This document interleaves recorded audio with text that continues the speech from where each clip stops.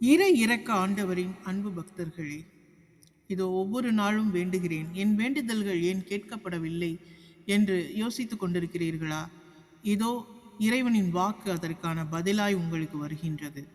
ரோமர் 12:2 அவர் கூறுகின்றார், இந்த உலகத்தின் போக்குக்கு ஏற்ப உங்களை மாற்றிக்கொள்ளாதீர்கள், மாறாக உங்கள் மனம் புதுப்பிக்கப்படுவதன் மூலம் உருமாற்றம் அடையுங்கள். அப்பொழுது இறைவனின் விருப்பம் எது, அதாவது நல்லதும் அவருக்கு உகந்ததும் நிறைவானதும் எது என்பதை அறிந்து கொள்வீர்கள் என்று கூறுகின்றார். ஆம், நாம் இந்த உலகத்தின் போக்குக்கு ஏற்ப வாழ்கின்ற பொழுது நம்முடைய ஜபங்கள் கேட்கப்படுவதில்லை. ஏனென்றால் அதில் சுயநலம் இருக்கின்றது.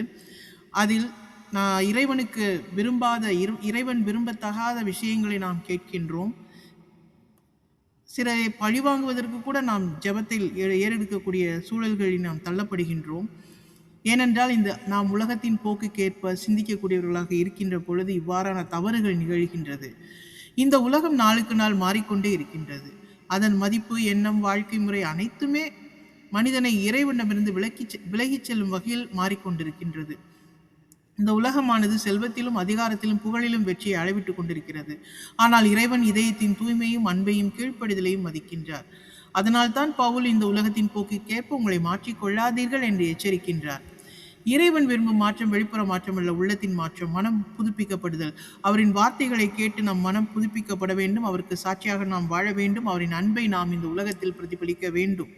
அப்பொழுது இறைவனின் வார்த்தைகளை உங்கள் மனதில் கொண்டு இறைவனை பற்றி கொள்ளும் பொழுது உங்கள் வேண்டுதல்கள் அவருக்கு உகந்ததாக இருக்கின்றது. அது சுயநலம் இல்லாததாகவும் இருக்கின்றது.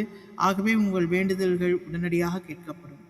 இன்றே நீங்கள் விரும்பியதை பெற்றுக்கொள்ள இறைவனின் வார்த்தைகளை மனதில் கொண்டு அவருக்கு உகந்ததை கேட்க பழகிக் கொள்ளுங்கள். ஆமேன். இறை இரக்கம் போற்றி.